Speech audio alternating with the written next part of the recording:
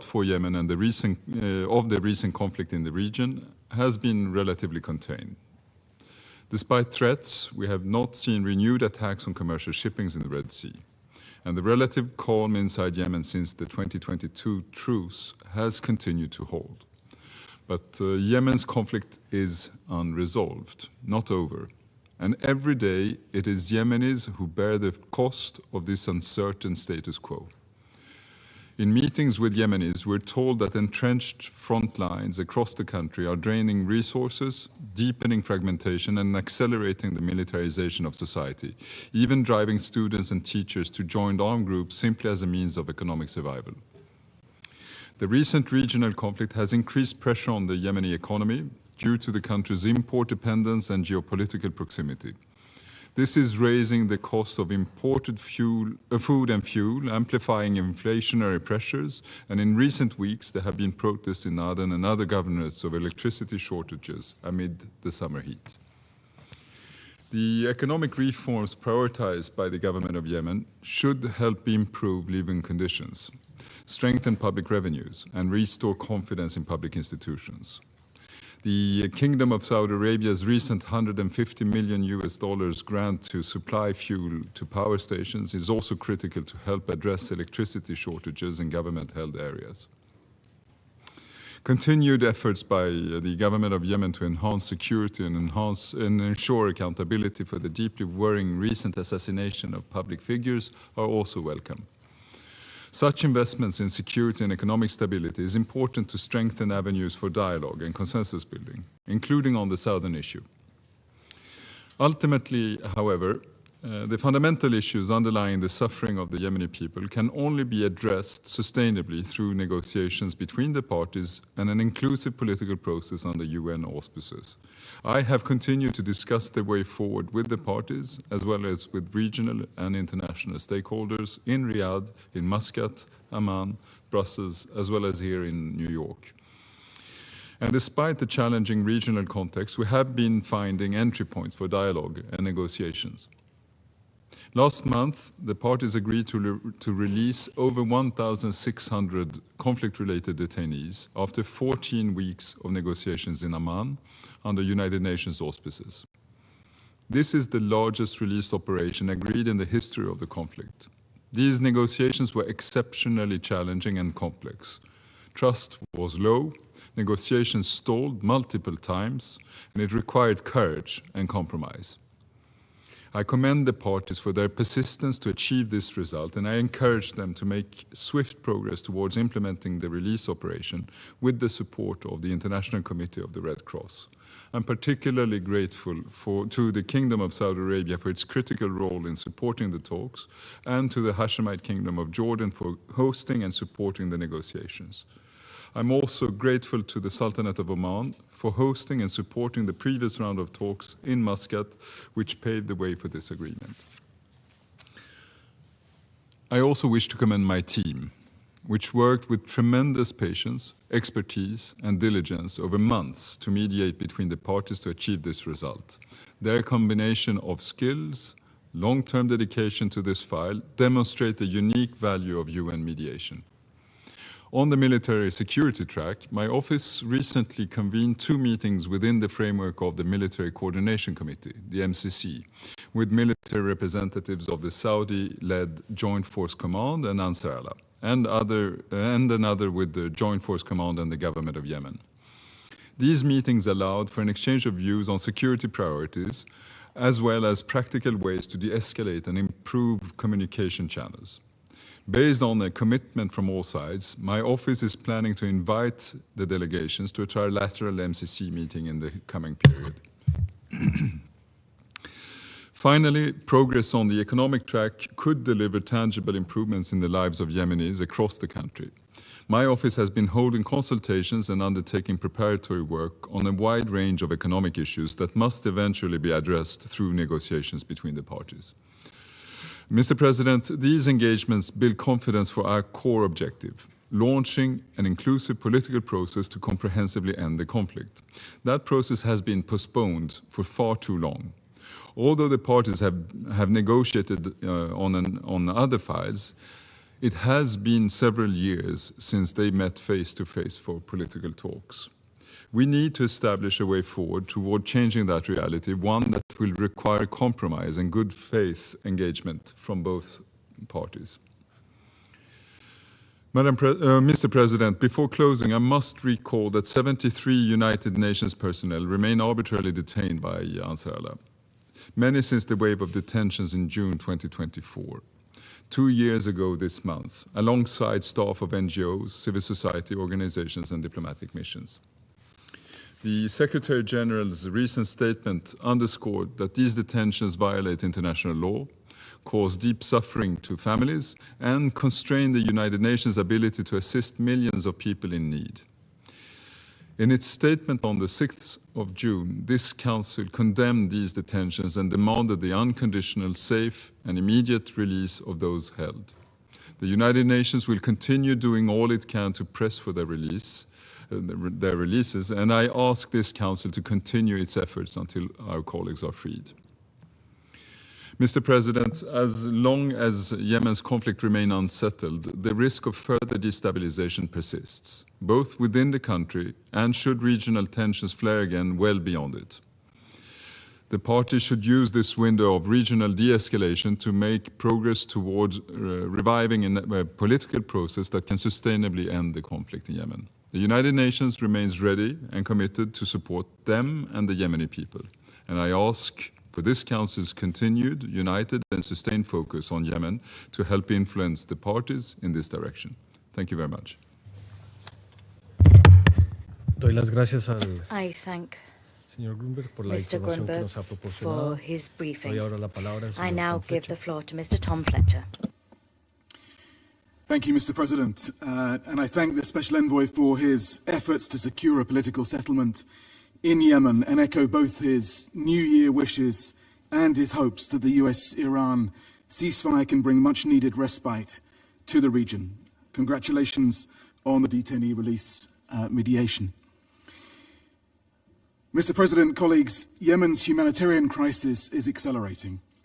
Hunger is rising. Our response is stretched to the limit. In just 1 month, the share of people unable to meet basic food needs jumped from half to nearly 60%. Those facing the most extreme deprivation rose from 1 in 4 to nearly 1 in 3. And today, more than 18 million people, over half the population, are acutely hungry. Without urgent action, this will worsen. In government-controlled areas, nearly half the population, around 5 million people, face severe hunger. More than a quarter are in emergency conditions. In Houthi-controlled areas, we lack access and therefore visibility. But a lack of data does not mean a lack of need. Yemenis may be out of sight, they must not be out of mind. Following repeated arbitrary detentions, the UN has had to assess its direct operations in these areas. But humanitarian action continues and must continue.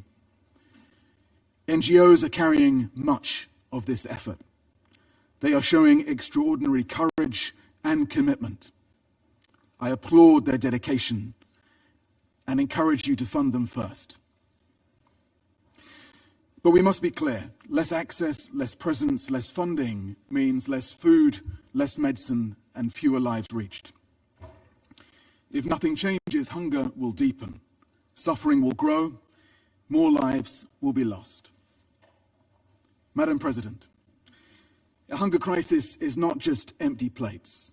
It is stolen lives and futures. More than 2.2 million children under 5 are acutely malnourished. Without sustained support, many will carry lifelong consequences. This is driven by a lethal combination: conflict, economic collapse, rising prices, and lost livelihoods, compounded by an overstretched health system. And just as needs rise, support is shrinking. Every funding cut has a human cost: a missed meal, untreated condition, a community cut off from help. Madam President, our Crisis Response Director is in Yemen now, hearing directly from communities. She met yesterday families trapped in repeated displacement, children out of school, disease spreading, women and girls facing acute violence and deprivation, livelihoods shattered by conflict, floods, and drought. Local partners are stepping up, but they cannot do more without sustained funding. The government of Yemen remains engaged and supportive of that response. Madam President, I have three asks. First, secure the release of detained colleagues. 73 UN staff and many others remain arbitrarily detained by the Houthi de facto authorities. These are people who chose to serve and are now held in uncertainty, often without contact from their families. Their detention is not just unjust, it directly undermines our ability to save lives. As the Secretary-General and this Council have said, this must end immediately and unconditionally. My second ask, fund the response. The humanitarian appeal is less than 15% funded. This is forcing us to scale back operations and leave people behind, even where we can reach them. Third and finally, support peace efforts. Humanitarian action can hold the line, but only just. It cannot end this crisis. Aid can keep people alive, but it cannot alone give Yemenis the future that they deserve. Only a political solution, owned by the people of Yemen and supported by this Council, can do that. Thank you. I thank Mr. Fletcher for his briefing. I now give the floor to those council members who wish to make statements. I give the floor to the representative of the United Kingdom. Thank you, Madam President. I thank Under Secretary-General Fletcher and Special Envoy Grimberg for your briefings, and I welcome the Permanent Representative of Yemen to today's meeting. Firstly, I would like to welcome the Special Envoy's announcement of agreement to release detainees related to the conflict. We commend the efforts of the UN, the ICRC and Saudi Arabia to secure this, and express our thanks to Jordan and Oman for their support. The United Kingdom urges all parties to ensure the full and timely implementation of the agreement and to build further on this positive momentum. We reiterate our condemnation of Houthi detentions of staff from the UN, non-governmental organisations, civil society and diplomatic missions. We remain deeply concerned for the welfare of those held, some of whom have now been separated from their families for over 2 years. Earlier this month, Security Council members reaffirmed our demand for the unconditional, safe and immediate release of those detainees, including 73 UN personnel. Council members also reiterated that humanitarian personnel must be able to operate safely, in line with international humanitarian law. Threats to those delivering humanitarian assistance are unacceptable and have resulted in the pause of life-saving programs, worsening the dire situation for millions of Yemenis in need. The UK welcomes continued efforts across the United Nations and through all possible channels to secure their immediate and unconditional release. Second, we remain deeply concerned by food insecurity in Yemen and have heard powerful further information on this today from Under Secretary-General Fletcher. Over 18 million Yemenis, nearly half the population, are already food insecure, with many forced to resort to extreme coping strategies, such as selling their house or land to meet basic food needs. Integrated food security phase classification analysis projects a further decline over the coming months. Last year, the United Kingdom provided over $190 million towards the humanitarian response in Yemen, and we remain committed to supporting these efforts and working collectively with partners to reach those most in need. Third, Despite the challenging regional context, we must maintain international attention on the pursuit of stability and security for Yemen. The government of Yemen has made significant progress since February, including with the support of Saudi Arabia, whose provision of fuel derivatives came at a critical moment. The UK will continue our strong support for President al-Alimi and Prime Minister Zindani as the government pursues important reforms and works towards a new national development plan for Yemen. I thank you.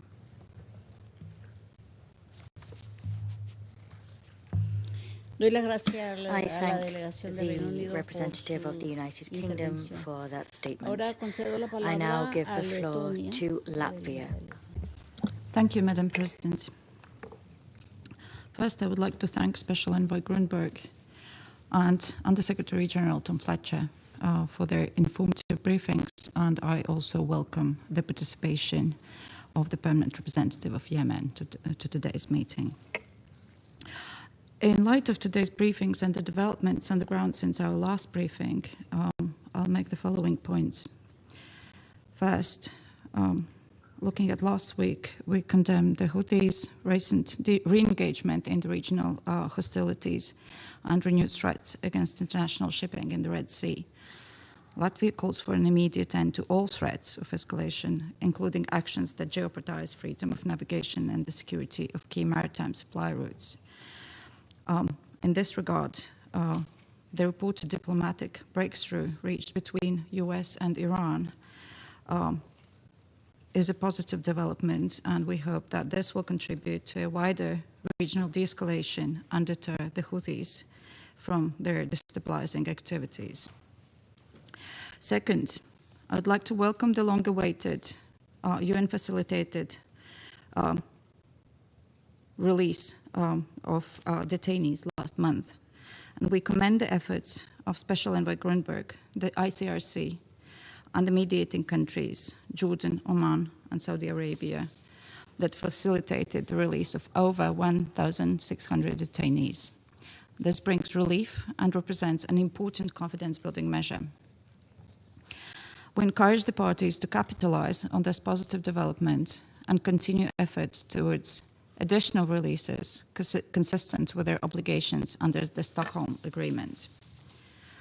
Meanwhile, this month marks 2 years since the Houthis launched mass detentions targeting personnel from the United Nations, NGOs, civil society organizations, and diplomatic missions.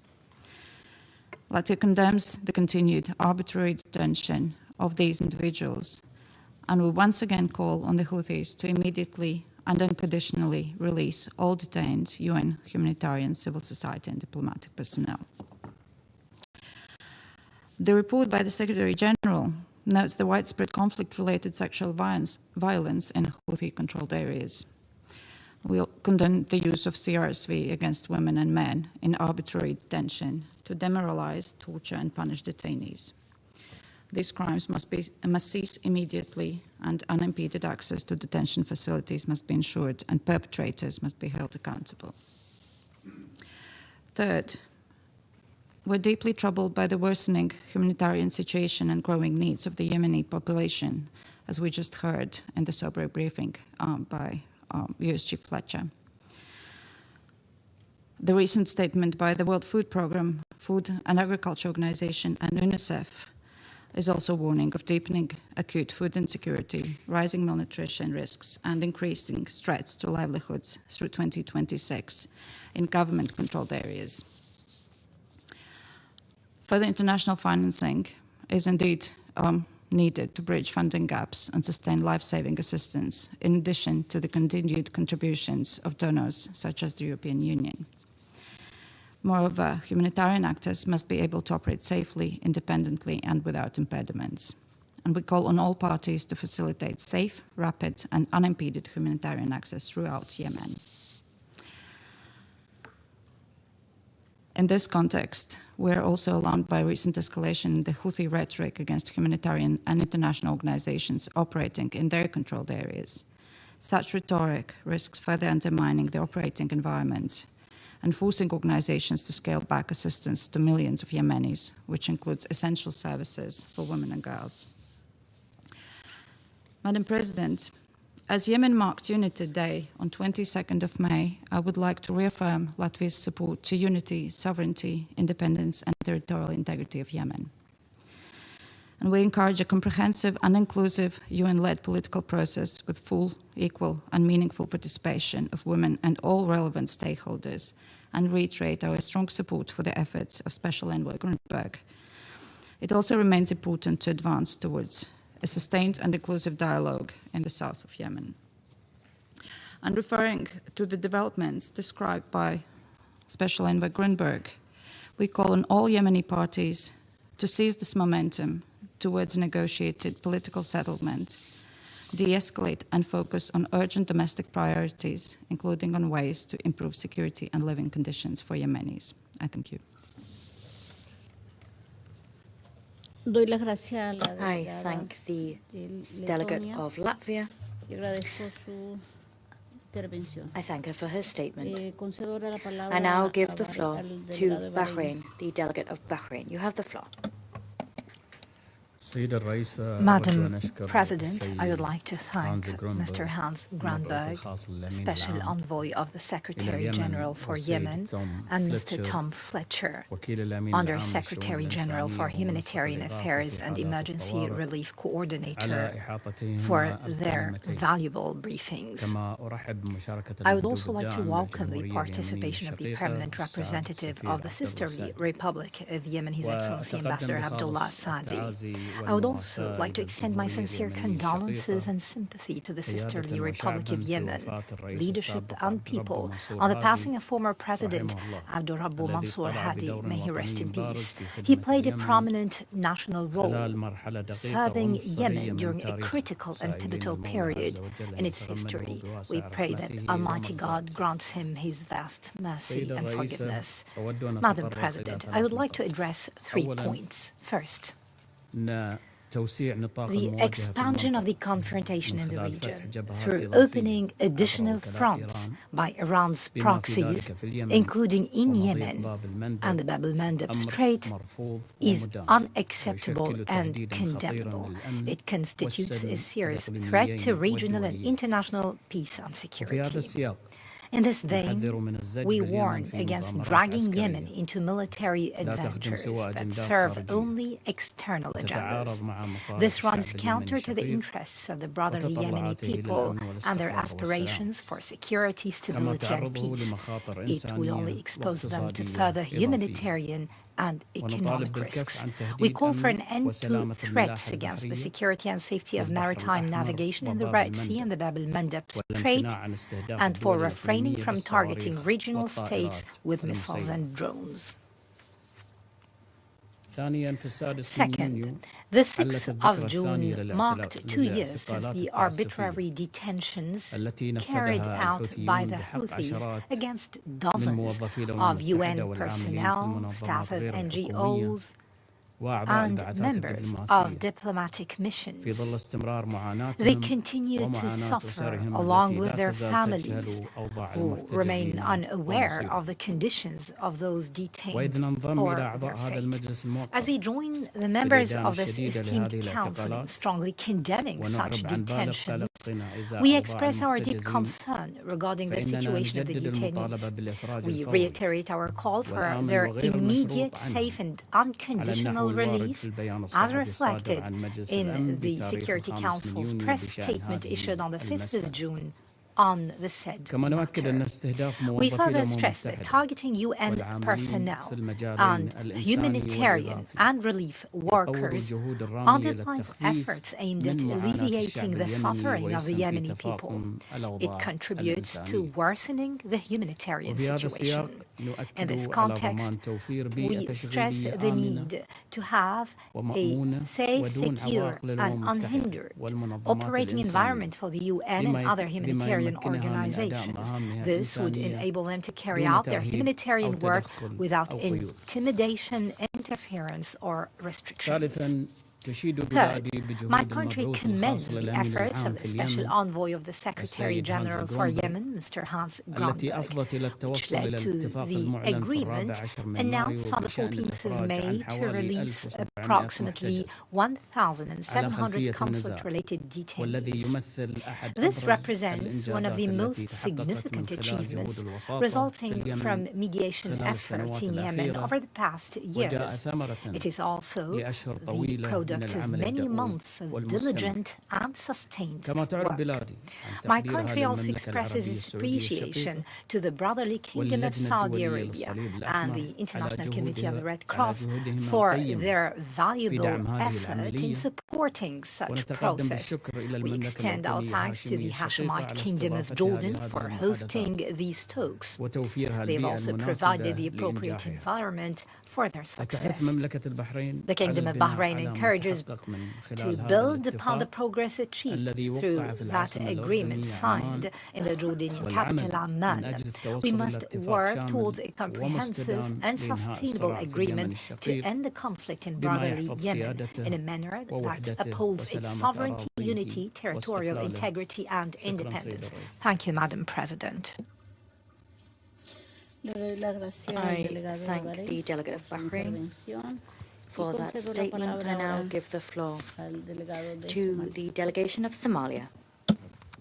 President, I have the honor to deliver this statement on behalf of the A3, namely the Democratic Republic of the Congo, Liberia, and my own country, Somalia. We thank Special Envoy Grunberg and USG Fletcher for their comprehensive briefing. We also welcome the participation of the permanent representative of Yemen in this meeting. President, the A3 remains deeply concerned by the continued fragility of the situation in Yemen, which remains characterized by political uncertainty, economic challenges, humanitarian distress, and persistent regional security risks. While large-scale hostilities have largely remained contained, the situation on the ground remains fragile and requires continued restraint from all parties. Recent developments demonstrate the importance of sustained efforts to preserve calm and prevent any actions that could lead to renewed escalation. The A3 expresses its support for the efforts of the Special Envoy and for the United Nations-led mediation process aimed at achieving a comprehensive, inclusive, and sustainable political settlement. We reiterate that a lasting solution to the conflict can be only achieved through an inclusive, Yemeni-led and Yemeni-owned political process that addresses the aspirations of all Yemenis while preserving the sovereignty, unity, territorial integrity, and political independence of Yemen. The A3 welcomes all efforts aimed at reducing tensions and fostering dialogue among Yemeni stakeholders. Political cohesion among Yemeni actors remains essential. Internal divisions and unilateral measures risk further complicating efforts toward a negotiated settlement and may undermine progress achieved through dialogue. We therefore call on all parties to demonstrate flexibility, responsibility, and commitment to peaceful engagement, placing the interests of the Yemeni people above political consideration. President, the humanitarian situation in Yemen remains among the most severe in the world. Millions of Yemenis continue to depend on humanitarian assistance and protection services, while funding constraints continue to place significant pressure on humanitarian operations. The A3 expresses its appreciation to OCHA, other UN agencies, and humanitarian partners for their continued efforts under exceptionally challenging circumstances. Their work remains indispensable in alleviating the suffering of millions of vulnerable Yemenis. We remain concerned by the continued gap between humanitarian needs and available resources.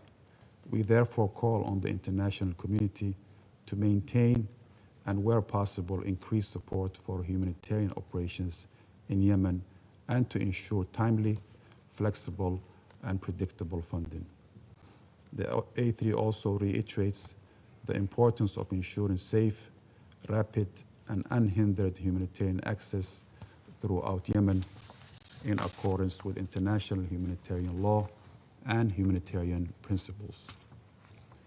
President, the A3 remains deeply concerned by the continued detention of United Nations personnel, humanitarian workers, NGO staff, civil society representatives, and personnel associated with diplomatic missions by the Houthis. This month marks 2 years since the initial wave of mass detentions that affected personnel working in support of humanitarian development and diplomatic efforts across Yemen. In this context, the A3 welcomes the recent UN brokered agreement to release over 1,600 conflict-related detainees as a positive step forward. Building on this momentum, the A3 reiterates its call for the immediate, unconditional, and safe release of all detained personnel and urges all those with influence to continue engaging constructively toward a swift resolution of this matter. We further stress the importance of ensuring that United Nations personnel and humanitarian workers can carry out their mandates safely, independently, and without intimidation or interference. In closing, President, the A3 underscores that the path toward lasting peace lies through dialogue, compromise, and sustained political engagement. The Security Council must remain united in supporting efforts that advance peace, stability, humanitarian access, and a negotiated settlement that meets the legitimate aspirations of the Yemeni people. I thank you. I thank the delegation of Somalia for that statement. I now give the floor to the delegate of Pakistan. Thank you, Madam President. We would also like to thank Special Envoy Hans Grunberg and Under Secretary-General Tom Fletcher for their comprehensive briefings. And I would like to note in particular a point that both of them made that was about the primacy of a political solution to address the security, humanitarian, and other challenges facing Yemen. And I would also like to welcome the participation of the distinguished permanent representative of Yemen in today's meeting. Madam President, Yemen is a country of remarkable historical significance, situated at the crossroads of vital maritime routes. It has long served as a bridge between regions, civilizations, and markets. Above all, Yemen's greatest asset remains its resilient people, who have endured years of conflict and hardship with remarkable courage and perseverance. Today, Yemen stands at a critical juncture. Significant political, economic, and humanitarian challenges still persist. The important positive developments and the relative calm that has largely prevailed in recent months, including the absence of major hostilities across fronts within the country and no attacks on commercial shipping, demonstrate that de-escalation is achievable and that a negotiated settlement is possible. I would like to make 3 points in this context. First, the political process must move forward with renewed urgency and determination. A comprehensive, inclusive, and sustainable settlement can only emerge through a UN-facilitated, Yemeni-led, and Yemeni-owned political process that addresses the legitimate aspirations and concerns of all Yemenis. Efforts to strengthen political cohesion and advance dialogue among all relevant stakeholders should continue. The Presidential Leadership Council remains the internationally recognized government of Yemen. In the south, the proposed South Dialogue by Saudi Arabia represents a timely and constructive initiative that can contribute positively to these efforts. Secondly, we commend the sustained efforts of the United Nations, particularly those of the Special Envoy, for consistently engaging with all regional and local stakeholders and preserving political space for dialogue under challenging circumstances. The fact that Yemen has not relapsed into large-scale hostilities despite numerous challenges is itself significant. A clear manifestation of these efforts has been the recent agreement on the exchange of approximately 1,600 detainees and prisoners, the largest such exchange since the conflict began. This important confidence-building measure demonstrates that meaningful progress is possible when dialogue and diplomacy prevail. We also call for the unconditional release of all UN and INGO personnel held in illegal detention by the Houthis.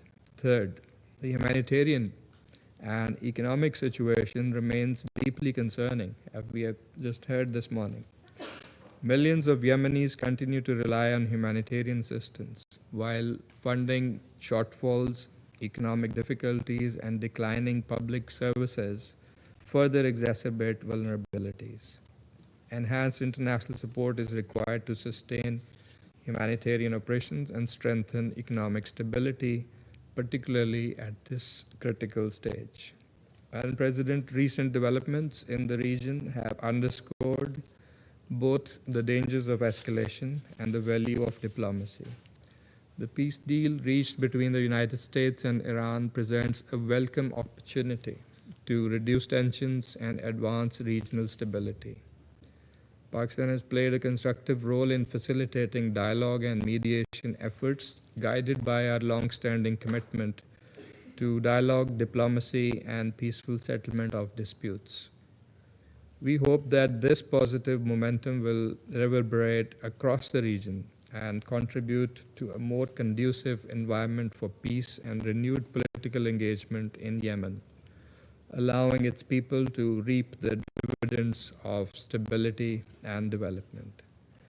The Security Council, on its part, must continue to play a constructive and united role to achieve our shared objective, that is, a peaceful, stable, and prosperous Yemen for all its people. I thank you. I thank the delegation of Pakistan for that statement. I now give the floor to the delegate of Denmark. Thank you, Madam President.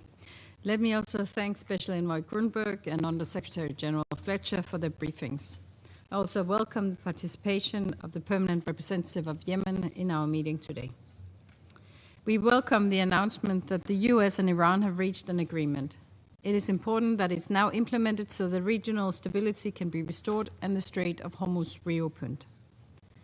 At a time of uncertainty across the Middle East, we strongly urge the Houthis to refrain from dragging Yemen into the broader conflict. We condemn the recent attacks by the Houthis against Israel, as well as their threats to resume attacks on ships in the Red Sea and impose a naval blockade. Madam President, Denmark welcomes the recent agreement between the government of Yemen and the Houthis to release over 1,600 conflict-related detainees, and we commend the efforts of Special Envoy Grunberg and his office, as well as the ICRC, in facilitating this agreement between the parties. This agreement demonstrates that even amid deep mistrust and prolonged conflict, results are possible when dialogue and diplomacy are pursued. We call on the parties to move swiftly towards implementing the deal so that families can be reunited as soon as possible. Madam President, as we are marking the second anniversary of the mass wave of detentions by the Houthis in June 2024, we hope that this deal can serve as a necessary trust-building measure to help advance the release of UN and other colleagues who remain arbitrarily detained. Once again, let me reiterate our strongest condemnation of these ongoing tensions, which have continued for far too long and clearly violate international law. Denmark demands that the Houthis immediately and unconditionally release all detained personnel from the UN, NGOs, civil society, and diplomatic missions. Madam President, Yemen remains highly exposed to the economic repercussions of the current regional escalation, with the most vulnerable population bearing the burden of rising prices, import disruptions, and declining remittances. In the absence of a political solution, the humanitarian situation continues to deteriorate and the number of people in need of acute aid continues to rise, as highlighted by USG Fletcher today. Furthermore, the detentions impede the work of the UN and the delivery of life-saving humanitarian aid to the Yemeni population in desperate need. We need to reverse this trend. In closing, we call on the government of Yemen and the Houthis to build on the positive momentum generated from the prisoner exchange agreement and to engage constructively with the special envoy towards an inclusive political settlement and a lasting peace in Yemen. I thank you. I thank the delegate of Denmark for that statement. I now give the floor to the delegate of France.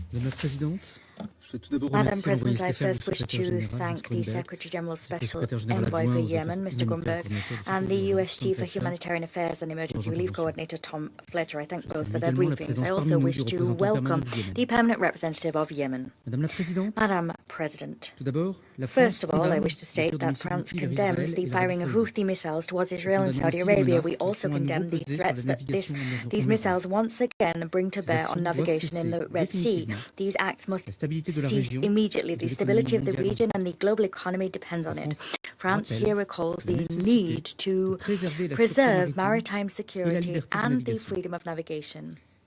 France will continue its engagement with the defensive operation under the umbrella of the EU security and defence policy, EU Navifor Aspides, in full compliance with international law.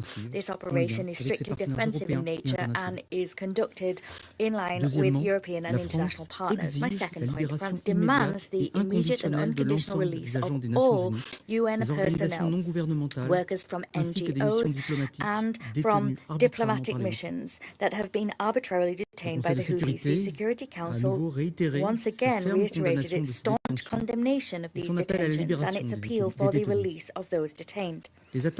Attacks against humanitarian personnel are unacceptable, and Resolution 2730 of this Council must be fully upheld. These acts impede the delivery of humanitarian assistance that the Yemeni people so desperately need, at a time when the situation continues to worsen. Children and women pay the highest price. My third point, France reaffirms its commitment to the unity, sovereignty and territorial integrity of Yemen. We support the government's efforts to consolidate Yemeni state authority. The government must be able to work toward the stabilization of the country and to meet the fundamental needs of the Yemeni people. France will continue to work to support the legitimate authorities for the benefit of the Yemeni people. My final point, France reaffirms its full support for the work of the Secretary-General Special Envoy. The recent prisoner release agreement announced on the 14th of May is a step in the right direction. Only an inclusive political process led under the aegis of the United Nations will allow ultimately the establishment of a lasting peace in Yemen. President, Yemen needs stability to rebuild. Weapons and intimidation are not how we will get there. The Houthis must cease to fuel regional instability and finally act in the interests of the Yemeni people. I thank you. I thank France for that statement, and I now give the floor to the Russian Federation. Thank you, Madam President. We're also grateful to the Secretary-General's Special Envoy for Yemen, Mr. Hans Grunberg, and the Under-Secretary-General for Humanitarian Affairs, Mr. Tom Fletcher. We thank them for their briefings, and we welcome the participation of the Permanent Representative of Yemen in our meeting. At the moment, the military and political situation in Yemen is relatively calm. Large-scale military activity on the line of contact between the parties, as well as active movements of the armed forces, are not being recorded. And we express the hope that the parties will continue to exercise restraint and prevent the erosion of security. We were encouraged by the agreement on a large-scale exchange of detainees between the Yemeni parties, which was reached in early May with the assistance of Special Envoy Grunberg, the International Committee of the Red Cross, Saudi Arabia, Oman, and Jordan. This decision was a demonstration of the possibility of maintaining a constructive dialogue and of the readiness of the Yemenis to find solutions, including of a humanitarian nature. And we hope that work in this area will continue. We see Yemen as a united sovereign state with territorial integrity. We firmly believe that the Yemeni people are able to independently determine their fate and their future. Only an inclusive intra-Yemeni dialogue under the auspices of the UN, covering the full range of political forces in the country, including the Ansar Allah movement, can lay the foundation for lasting peace. We support the established balance of power, which has objectively been established. We support Mr. Grunberg's efforts to form such a negotiating configuration, and we are ready to assist in this. A good foundation for this goal is for us the draft roadmap for Yemeni settlement consultations, on which were recently resumed amongst the interested parties. However, it is impossible to discuss the Yemeni issue in isolation from the current regional situation, and the latest round of turbulence in the Middle East was provoked by the aggressive steps of the United States and Israel against Iran, as well as the hostile actions of West Jerusalem against Lebanon, which continue to this day. Should we be surprised that this situation leads to a predictable reactions on the part of regional forces who feel for Iran? According to the Secretary-General Relevance Report, no incidents have been recorded since September 29 last year, however. And in this context, we welcome the understandings between Washington and Tehran announced yesterday, and we hope that this positive note will mark the end of the current upsurge in violence, and all of the forces involved in the confrontation, including Israel, will adhere to the course of de-escalation. And this, in turn, will have a beneficial effect on all of the hotspots in the region, including Yemen. This is the situation that must be used to revive the Yemeni settlement process. It is our position that the solution to all of the interrelated conflicts in the Middle East by force is impossible, and the escalation of military violence could lead to the scaling up of the conflict. Peace can only be achieved through dialogue and negotiations. Madam President, the humanitarian situation in Yemen remains catastrophic. According to the latest figures, 22.3 million Yemenis are in need of some form of humanitarian assistance, and about 5 million people are severely food insecure. About 40% of medical facilities have stopped working or are experiencing serious difficulties, and this is happening in the context of the raging measles and cholera epidemics in the country. There is also an acute problem having to do with the underfunding of the humanitarian plan in Yemen.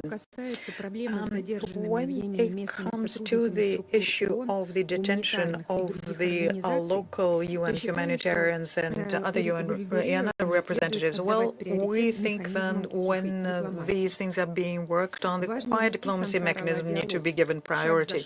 It's important to conduct a dialogue with Ansar Allah, step by step creating conditions for its resolution. Increasing public pressure on the Houthi leadership may have the opposite effect, provoking it to toughen its line vis-à-vis the detainees. We note that eventually there will be a need to resume UN humanitarian operations in the northern regions of Yemen. It is a presence of the UN staff that is a true guarantee that millions of people living there will receive help. And we call on all involved forces on the ground to provide adequate working conditions for UN personnel and not to create artificial obstacles.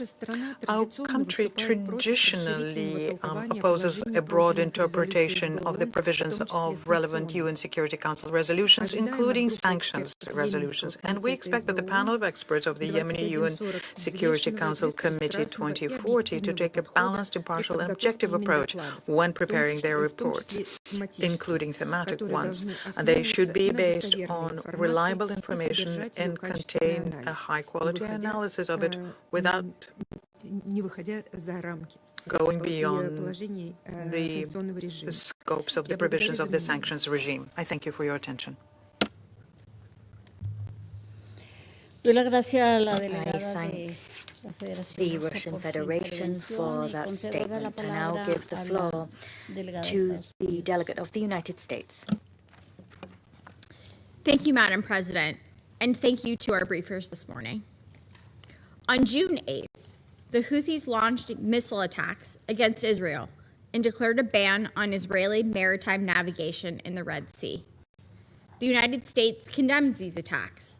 The Houthis are a terrorist proxy used to undermine stability and freedom of navigation in the region. The Council must continue to be vigilant against the Houthi terrorist threat to freedom of navigation in the Red Sea and the surrounding waterways. The United States looks forward to working with Greece and other Security Council members in July to extend the reporting request in UN Security Council Resolution 2812 for an additional 6 months. The Houthis have also contributed to the dire humanitarian situation in Yemen. They obstruct and divert humanitarian assistance and pursue predatory policies for their own enrichment that drive millions of Yemenis into poverty. The Houthis continue to unjustly detain over 90 UN staff members, civil society organizations, diplomatic missions, as well as those from the U.S. mission. Some of them face the prospect of death sentences handed down by sham courts. We condemn these detentions and call on the Houthis to immediately and unconditionally release all of these detainees. The Houthis must be deprived of the resources used for their terrorist activities. We highlight the importance of the UN verification and inspection mechanism. All ships bound for Houthi-controlled ports should comply with these procedures. They were designed to ensure that delivery of humanitarian shipments does not undermine the implementation of the UN embargo adopted in the Security Council Resolution 2216. According to the UN verification and inspection mechanism for Yemen, more than 70% of the prohibited and restricted dual-use items seized between January 2025 and April 2026 originated in China. Failure to cooperate with UN VIM inspection suggests an attempt to invade UN sanctions. Thank you. I thank the United States for that statement. I now give the floor to Greece. Thank you, Madam President. I would like to thank Special Envoy Hans Grundberg and Under-Secretary-General Tom Fletcher for the briefings and their committed dedication. And I welcome the participation of the Permanent Representative of Yemen in this meeting. Today, I would like to raise the following points. Greece welcomes the announcement of the release of conflict-related detainees. the largest release agreed since the start of the conflict, which was achieved through sustained and dedicated consultations under the auspices of the United Nations. We commend the continued engagement of Special Envoy Hans Grunberg and the International Committee of the Red Cross, and express our gratitude to Saudi Arabia, Jordan, Oman, and Switzerland for facilitating these consultations. Beyond mitigating the suffering of detainees and their families, such measures can help build confidence among the parties and contribute to creating a more conducive environment for dialogue. We strongly encourage that these efforts continue in accordance with international humanitarian law. We express our full support for the Special Envoy's efforts to revitalize the peace process toward a lasting political solution to the conflict through an inclusive, Yemeni-led and Yemeni-owned process under the auspices of the UN in full respect to Yemen's unity, sovereignty, independence, and territorial integrity. Madam President, 2 years have passed since 2024 arbitrary detentions by the Houthis of numerous personnel from the United Nations, non-governmental organizations, civil society organizations, and diplomatic missions. The Security Council has reiterated its strong condemnation of these illegal detentions in a statement adopted on June 5th. We reaffirm our call for the immediate and unconditional release of all those arbitrarily detained by the Houthis, including the 73 UN staff members. All humanitarian personnel must be granted safe, sustained, and unimpeded access to those in need, together with the necessary security guarantees to carry out their work in accordance with international law, including international humanitarian law. We remain deeply concerned by the worsening food insecurity in Yemen, which continues to affect millions and further exacerbates an already severe humanitarian situation. Urgent and sustained international support is required to address critical funding gaps, ensure the uninterrupted delivery of life-saving assistance, and prevent further deterioration of the situation. Madam President, Greece unequivocally condemns the recent missile attack carried out by the Houthis against Israel and underscores the need to refrain from actions that could draw Yemen deeper into a regional crisis and jeopardize ongoing efforts to advance peace, stability, and a sustainable political settlement. Furthermore, we condemn in the strongest terms the recent Houthis announcement for resumption of attacks against the international shipping in the Red Sea region. Such threats are deeply alarming and evoke the dangerous pattern of attacks witnessed last year. These actions endanger freedom of navigation, threaten international maritime security, and risk further destabilizing the Red Sea region at a time when the international community is focusing on regional de-escalation, long-term security, and the reopening of the Strait of Hormuz. Any acts that threaten freedom of navigation are unacceptable and undermine the regional, but also the international stability, security, and prosperity.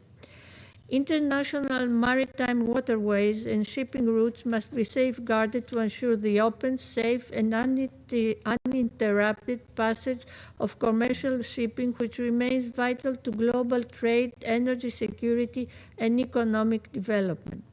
Greece remains steadfastly committed in raising the importance of maritime security, and jointly with the United States as co-pen holder supports the extension of the Secretary-General's monthly reporting requirement on Houthi attacks in the Red Sea, as envisioned by the Resolution 2812 for a further 6-month period.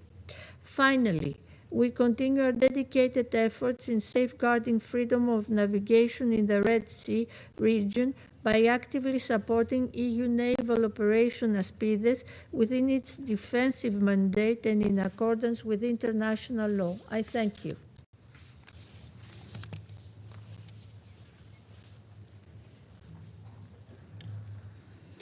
I thank Greece for that statement. I now give the floor to the delegate of China. President, I thank Special Envoy Grundberg and Under-Secretary General Fletcher for their briefings and welcome the presence of the permanent representative of Yemen at this meeting. The situation in Yemen is closely linked to that in the Middle East. China welcomes the agreement reached between the U.S. and Iran on the first phase of the Memorandum of Understanding and appreciates Pakistan's mediation efforts. China hopes that the U.S. and Iran will sign the first phase MOU as scheduled, and that all relevant parties will remain committed to the choice of peace and resolve issues through dialogue and negotiations. I'll make 4 points. First, the peace process must not be abandoned. Recently, the Yemeni government and the Houthis reached an agreement on a large-scale prisoner exchange. China welcomes this development and commends the efforts of Special Envoy Grundberg, the ICRC, and countries such as Saudi Arabia, Jordan, and Oman towards this end. The agreement sends a positive signal that peace in Yemen remains attainable. China supports Yemen in maintaining its independence, sovereignty, and territorial integrity. We look forward to and support the full and faithful implementation of the agreement by both sides to gradually build trust towards the resumption of the Yemeni peace process. We support regional countries in their constructive role in this endeavor to help Yemen find a comprehensive solution aimed at the early restoration of peace and stability. Second, security and stability must be upheld. Military clashes between the Yemeni government and the Houthis in Beirut, Hodeida, and other governorates highlight the fragility of the situation in Yemen. China expresses serious concern and calls for calm and restraint on both sides to avoid actions that would escalate tensions or undermine mutual trust. The Office of the Special Envoy should effectively fulfill its mandate on ceasefire monitoring, engage with both parties to the conflict, and prevent further clashes. Ensuring the security of shipping lanes in the Red Sea is a shared responsibility. The rights of commercial vessels of all countries under international law to navigation in those waters must be fully respected. No party should hype up tensions or take provocative actions on the Red Sea issue. Third, the humanitarian situation must be reversed. Yemen faces one of the most dire humanitarian situations. Recently, OCHA and the World Bank, along with several organizations, successively released reports on Yemen for warning continued economic contraction and worsening humanitarian conditions among a plethora of challenges facing Yemen. Currently, 18.3 million people in Yemen are experiencing acute food insecurity, which is particularly alarming. China knows that the World Bank has approved a new round of assistance for Yemen and calls on the international community to provide more emergency humanitarian aid to effectively improve the Yemeni livelihood and prevent a large-scale crisis. Fourth, humanitarian red lines must not be crossed. The protection of UN personnel is a basic requirement under the international humanitarian law and a wide consensus of the international community. 73 UN personnel remain detained, which has had a serious negative impact on humanitarian operations of relevant UN agencies in Yemen. China expresses deep concern, supports UN efforts to secure their release, and calls on the Houthis to release them immediately and unconditionally. China has consistently and strictly complied with and implemented Security Council resolutions. It has always been prudent and responsible in arms control, exercising rigorous control in accordance with its domestic export control laws and regulations, and as well as its international obligations. The accusations made by the U.S. against China just now are entirely unfounded. China firmly opposes. China will work with the rest of the international community with unremitting efforts toward an early political settlement of the Yemen issue and the restoration of peace and stability in the Middle East. I thank you, President. I thank the delegate of China for that statement. I now give the floor to the representative of Panama. Thank you, Madam President. We thank the Special Envoy of the Secretary-General for Yemen, Mr. Hans Grunberg, and the Under-Secretary-General for Humanitarian Affairs and Emergency Relief Coordinator, Tom Fletcher, for their invaluable briefings. We recognize their unstitting work to serve Yemen. We also warmly welcome the distinguished representative of Yemen. The humanitarian situation in Yemen remains a source of alarm, and it is worsened by the way in which violent conflicts are unfolding in the region. More than 22.3 million people require humanitarian assistance. That is the reflection of a crisis which, after more than a decade of conflict, continues to gravely affect the civilian population. Whilst the prospects of a political solution remain limited, there is a risk that one of the most serious humanitarian crises affecting the world will move far down the list of the international community's priorities. Women, girls and boys are facing growing obstacles to access food, medical care and education. At the same time, they are at the risk of forced displacement and face manifold risks to their safety and well-being. As such, it is vital to increase the coordination of work between this Council and the international community. Support for the work of OCHA and for the protection of its staff as well as the protection of humanitarian personnel must increase in order to guarantee an effective response and safe, rapid and unfettered access to those most in need of assistance. President, it is a source of great regret to note that in spite of the grave nature of the humanitarian situation and in spite of the picture painted in this room, operational constraints exist in Yemen as a result of the Houthi actions. These actions include the seizure of United Nations assets and the arbitrary and protracted detention of the organization's personnel, as well as of staff serving non-governmental organizations, members of civil society, and representatives of the diplomatic corps. Consequently, we reiterate our appeal for the immediate and unconditional release of all arbitrarily detained people. Moreover, we here express our full support for the work of the Special Envoy, and we welcome the agreement that will allow the release of more than 1,600 conflict-related detainees.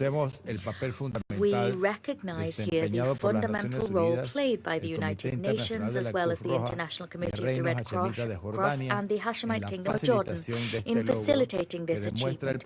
This milestone demonstrates the potential of dialogue in terms of building trust and paving the way for a sustainable political solution. Even in a bitterly difficult context, this result lays bare the fact that mediation with the participation of the United Nations can produce tangible results on the ground. It is now incumbent upon this Council to maintain its commitment to Yemen and to continue to support the political and humanitarian efforts necessary to achieve a lasting peace and to meet the legitimate aspirations of Yemen's people. Thank you. I thank the delegate of Panama for that statement. I will now make a statement in my capacity as representative of Colombia.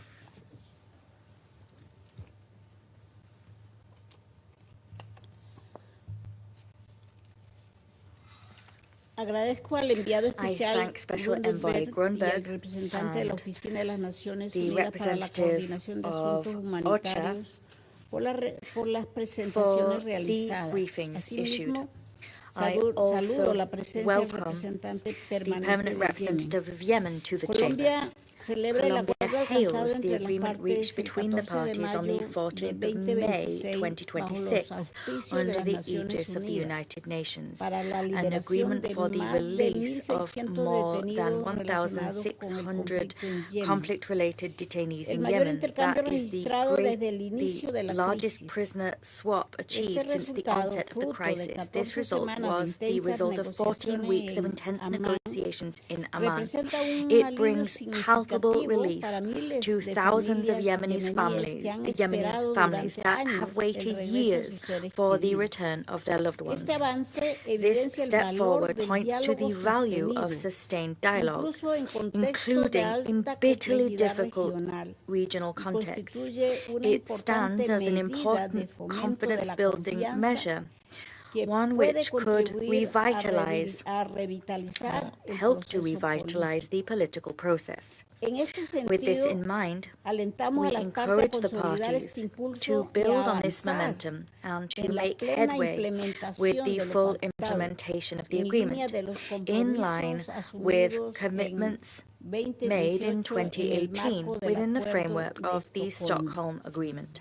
In view of the foregoing, Colombia underscores the urgent need to guarantee the release of all those detained, including UN personnel, whose detention is incompatible with international law and hampers the humanitarian response on the ground. Moreover, we reiterate the appeal to the parties to adopt tangible measures liable to build confidence, facilitate humanitarian access, and create conditions ripe for an inclusive peace process for the benefit of the Yemeni people. Against that backdrop, Colombia reiterates its grave concern at the dire humanitarian situation in Yemen, where more than two-thirds of the population requires assistance and protection owing to the rapid deterioration of living conditions, marked economic instability, growing food insecurity, and the collapse of essential services. Persistently high levels of hunger and the increase in malnutrition that is affecting millions of people, alongside ever-shrinking access to basic services such as health, water, and sanitation, confirm that the crisis continues to intensify and that we risk seeing long-term consequences therefrom. To conclude, Colombia emphasizes the urgent need to guarantee sustained humanitarian access, to bolster the financing of humanitarian assistance, and to make headway with solutions which broach the structural causes of the crisis, with a view to easing the suffering of Yemen's people. Thank you. I resume my function as President of the Council. I now give the floor to the representative of Yemen.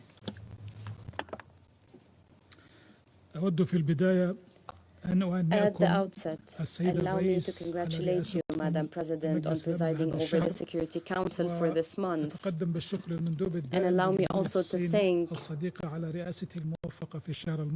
and congratulate the Permanent Representative of China for conducting the work of the Council last month. And I thank Mr.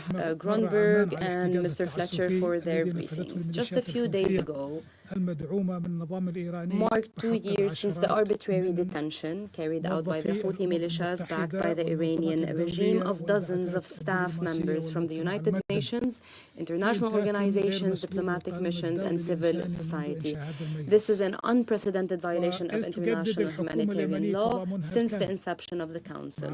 While reiterating its full solidarity with the humanitarian and human rights communities, the government of Yemen stands ready to do whatever it takes to secure the release of all those detained and forcibly disappeared in Houthi militia prisons. We call upon this Council to maintain pressure until they are released unconditionally. This occasion reminds us not only of the suffering of these innocent individuals, but also of a fundamental truth that must not be overlooked in any discussion regarding Yemen, namely that the very group detaining UN staff for carrying out their humanitarian work is the same militia with whom the international community has long urged us to negotiate. Madam President, recent developments in the region have demonstrated that the crisis in Yemen is not merely an internal conflict, but rather an open confrontation with a subversive agenda that directly threatens regional and international security. The Houthi militias are no longer just a rebel group that staged a coup against the national consensus and legitimate state institutions. They have transformed into the military arm of the Iranian Revolutionary Guard. They utilize Yemeni territory to threaten regional states, target international shipping, and hold the global economy hostage, all in an attempt to improve their supporters' negotiating position with no regard for the interests of the Yemeni people. These militias have repeatedly demonstrated that subservience to the Iranian regime's agenda, culminating in their recent declaration to join in the defense of that regime and its allies. This confirms that the cherished part of our land has effectively become a launchpad for a cross-border regional agenda, a reality that compels the international community to address these facts both responsibly and firmly. Madam President, the Presidential Leadership Council and the Yemeni government reiterate their sincere commitment to peace and their full support for all regional and international efforts to end the war. Mainly, the efforts of the UN Special Envoy based on the agreed-upon terms of reference, especially UN Security Council Resolution 2216. However, the experience in recent years has proven that sustainable peace is not achieved through a ceasefire alone or by a sharing of power between the state and militias. Rather, it requires a state that holds a monopoly on arms and force, that exercises sovereignty over its entire territory, and that prevents that territory from being used to threaten the security of neighboring countries, waterways, supply chains, and international peace and security. Accordingly, the Republic of Yemen stresses that containing regional escalation cannot be achieved by merely managing its consequences, but by addressing a primary root cause, namely the continued existence of rogue terrorist militias that challenge the state's exclusive authority, including by usurping decisions on war and peace to serve a foreign agenda. Madam President, guided by this commitment, the Yemeni government has acted with a high sense of responsibility and made efforts that led to the recent agreement on the exchange of detainees. We believe that reuniting Yemeni families represents a victory for humanitarian values above and beyond being a political achievement. We express our sincere appreciation to our brothers in the Kingdom of Saudi Arabia, the Office of the Special Envoy of the Secretary-General, our brothers in the Hashemite Kingdom of Jordan, and the Sultanate of Oman, the International Committee of the Red Cross, and all those who contributed to this agreement. At the same time, we emphasize the importance of not relying on the pledges of the Houthi militias without guarantees and sustained international international pressure. We must ensure that this humanitarian achievement does not turn into yet another instance of stalling and obstruction, as was the case with previous commitments. Madam President, while the Houthi militias continue to profit from the war, the Yemeni government, with the generous support of our brothers in the Kingdom of Saudi Arabia, is pressing ahead with a comprehensive program of economic and institutional reforms. We are promoting governance, improving services, combating terrorism, smuggling and organized crime, and consolidating state institutions in the liberated governorates. The government also continues to address economic and humanitarian challenges despite the ongoing suspension of oil exports caused by Houthi terrorist attacks.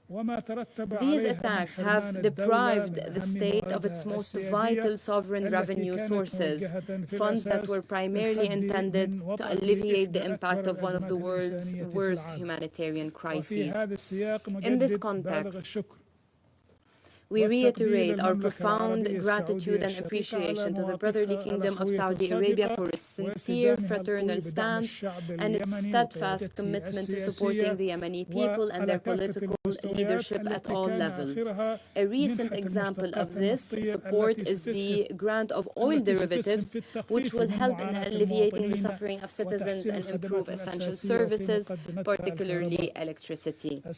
Madam President, over the past months, the Yemeni government has demonstrated its ability to contain complex internal challenges, preserve its national institutions, and proceed with the implementation of transitional phase requirements, including the unification of security and military command.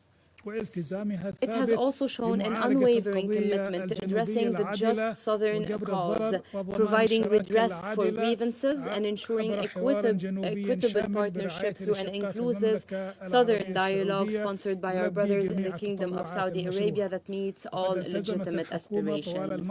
Throughout this period, the government has exercised the utmost restraint, repeatedly offering opportunities to resolve internal challenges through dialogue, turn the page on the past, and focus on restoring state institutions and building the future that all Yemenis deserve. However, certain leaders and factions have chosen to continue undermining state institutions, obstructing the fulfillment of national and international obligations, and impeding the government's work. They have supported armed groups that threaten civil peace and jeopardize the transitional process and the constructive efforts supported by this council to achieve an inclusive settlement in the country. In this context, and in accordance with the Constitution and the law, state institutions have taken measures against a number of individuals implicated in acts of rebellion, corruption, and grave human rights violations, foremost among them Aidarus al-Zubaydi, who is accused of high treason. In this context, the Yemeni government wishes to remind this esteemed council of the recent political and military maneuvers and ongoing unilateral actions. These actions directly threaten the escalation efforts, Yemen's unity, sovereignty and territorial integrity, as well as national peace and security. This runs against the provisions of Security Council resolutions, especially resolutions 2140 and 2216, and violates the obligations set out in the regionally and internationally supported terms of reference for a political settlement. In bringing these developments to your attention, the Yemeni government hopes that this esteemed council, exercising its powers and responsibilities under the UN Charter, will continue to warn all parties of the dangers these practices pose to the prospects for peace.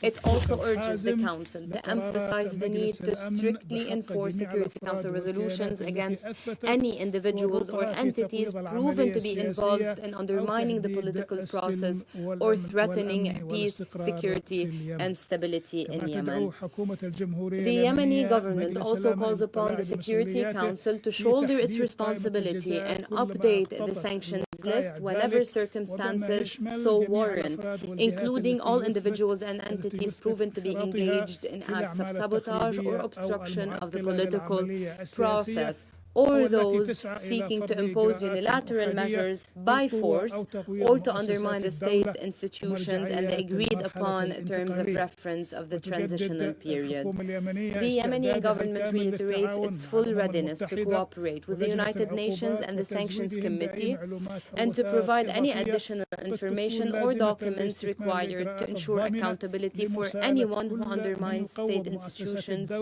or obstructs implementation of agreements and terms of reference supported by this Council, regardless of their status or affiliation. Impunity only encourages further violations. It undermines justice. It fuels forces of terrorism and extremism and allows them to execute criminal schemes that ultimately serve the Houthi agenda, a project that poses the gravest threat to the security and stability of Yemen and the region. Madam President, Yemen does not ask the international community to fight its battles on its behalf. Rather, it seeks clear support for its people's aspirations for security, stability, peace, and development, as well as for the restoration of national institutions, the right to exercise authority over its entire territory, and the elimination of all forms of non-state weapons. Security in the Red Sea begins on Yemeni soil, and the protection of international navigation starts with supporting the Yemeni state, not merely managing the consequences of its destabilization. The longer the international community delays addressing the source of the threat, the higher the cost of safeguarding regional and international security becomes. In conclusion, we renew our call for this Council to adopt a firmer stance regarding continued Iranian interference in Yemeni affairs and to cut off sources of funding and armament to the militias. This is the most direct path to achieving lasting peace, not only in Yemen, but throughout the entire region. Thank you, Madam President. I thank the representative of Yemen for that statement. There are no more names inscribed on the list of speakers. The meeting is adjourned.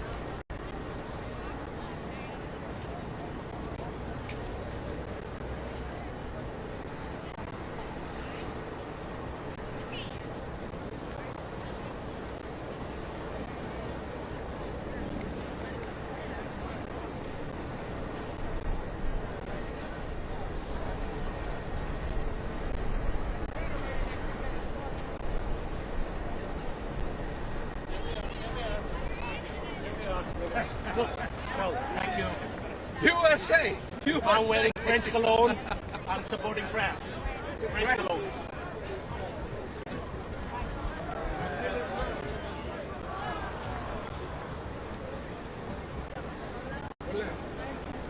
Guatemala. Guatemala. Ah, oui.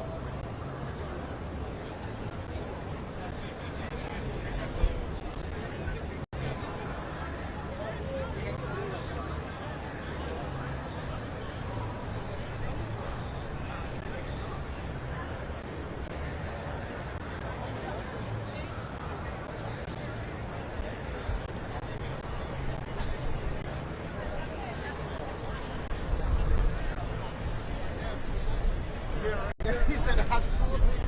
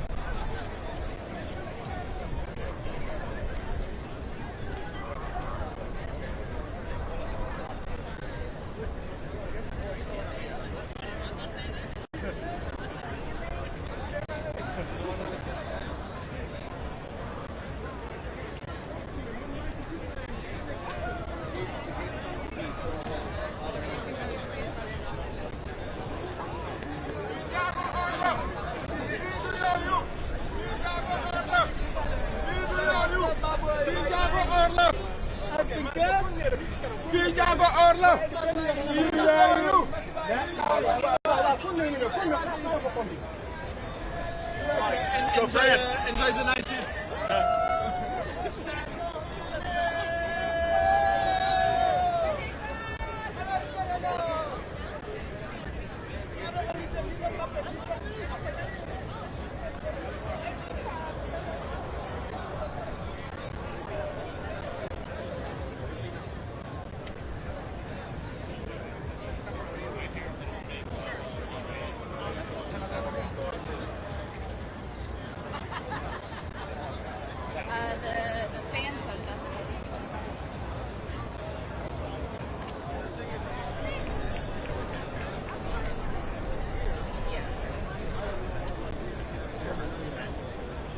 So that's like generation.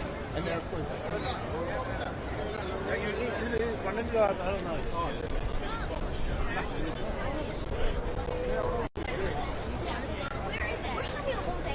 Park stages.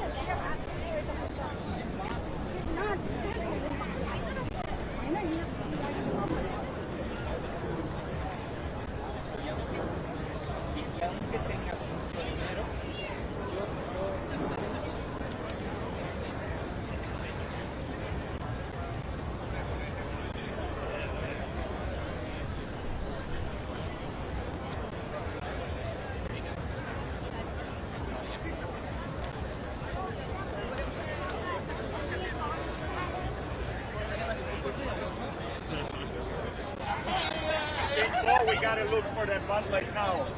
Yeah.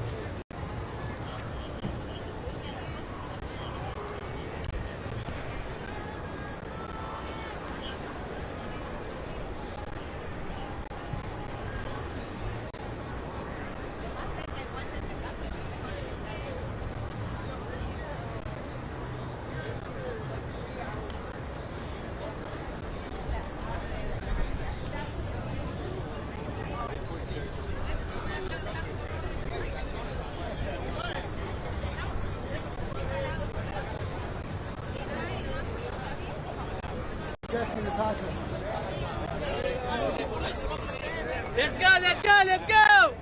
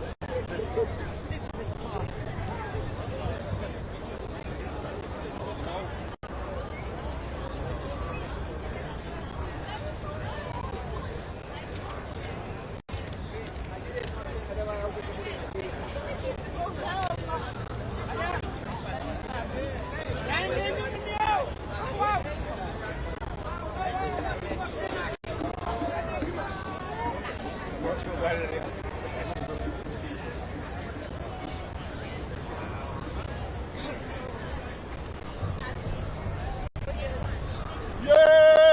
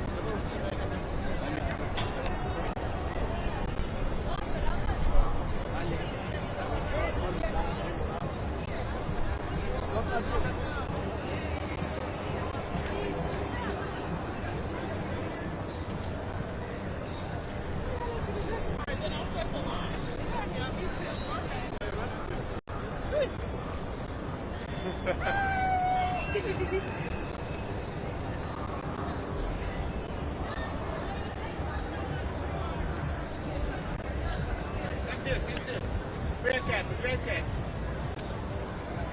Oh, yeah.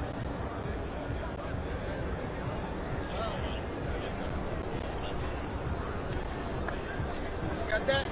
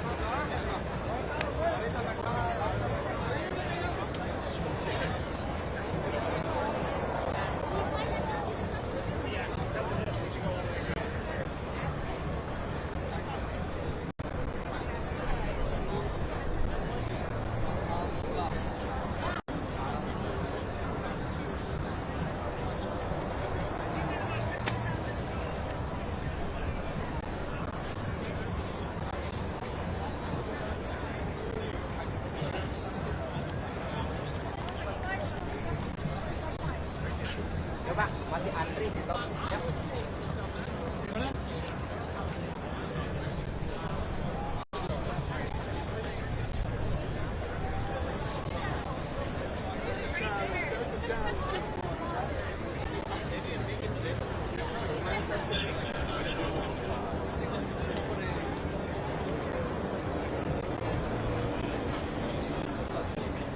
Direct translation.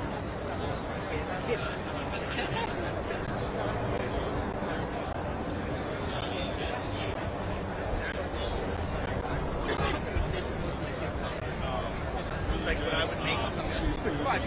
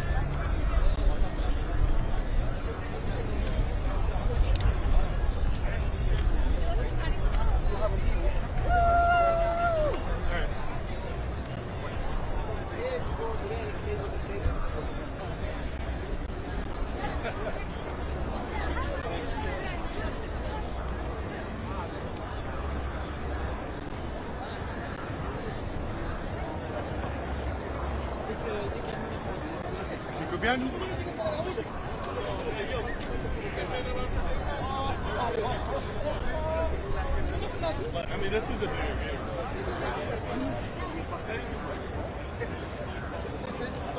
celebrate this.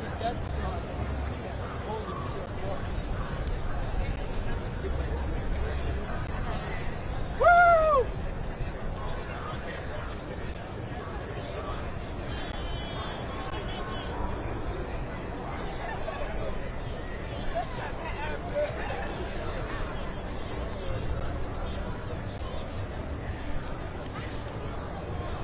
Allez la France!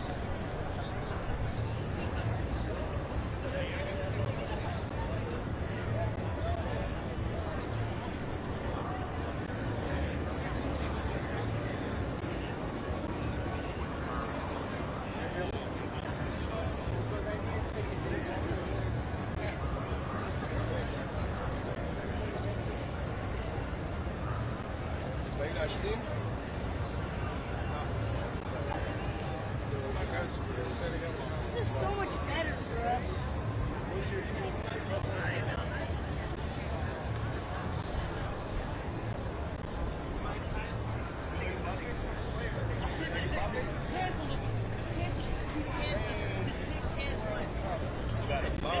This entire week's team building. The entire week's team building. Yes, it was a couple hours. It was worth it.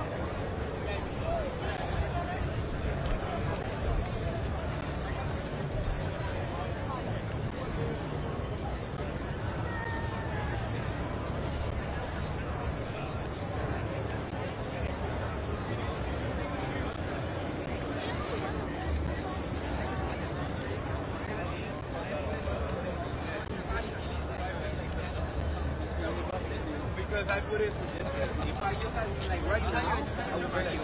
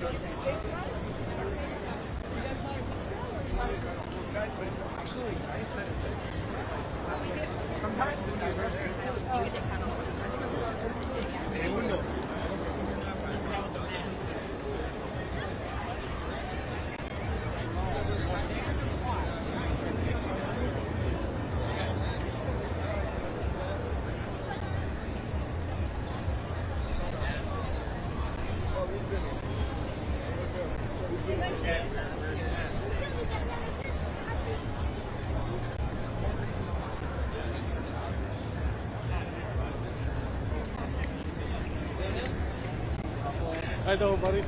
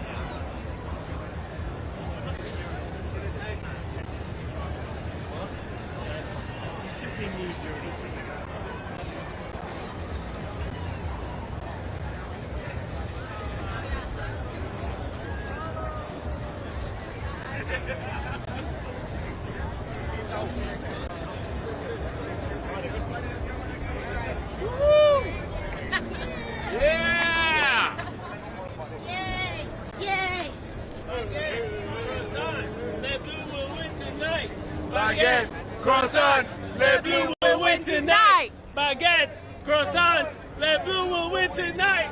Baguettes, croissants, les bleus will win tonight. Let's go! Allez, allez, allez, les bleus. Oh, he's on the news. Let's get it, baby. Allez, allez, allez, allez, les bleus. Allez, allez. I have got a plate. I want to give you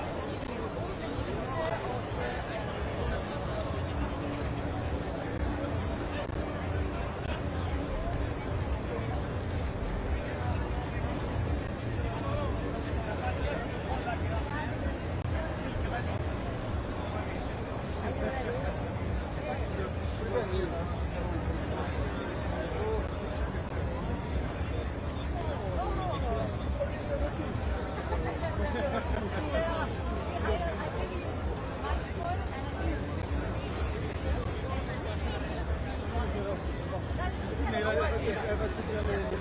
the news of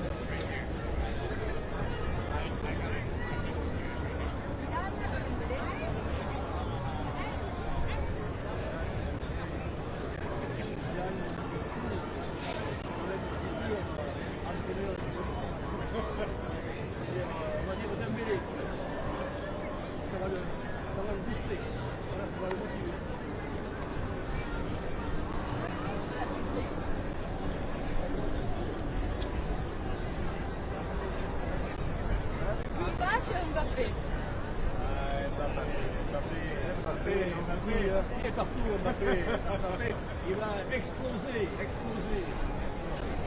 you very much, guys.